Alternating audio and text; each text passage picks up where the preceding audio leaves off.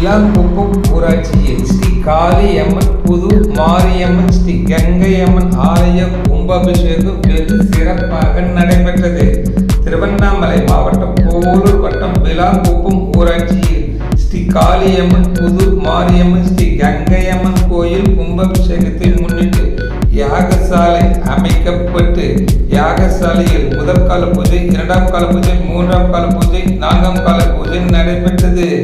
யாகசாலையில் தம்பதி பூஜை, கோ பூஜை, பூர்ணாகுதி உள்ளிட்ட பூஜைகள் சிறப்பாக நடைபெற்று யாகசாலையிலிருந்து கும்ப கலச நீர் மேல தாளத்துடன் ஊர்வலமாக எடுத்துச் செல்லப்பட்டு கோயில் கோபுர உச்சியில் உள்ள கலசத்தில் புனித நீர் ஊற்றப்பட்டு மகா கும்பாபிஷேகம் நடைபெற்றது.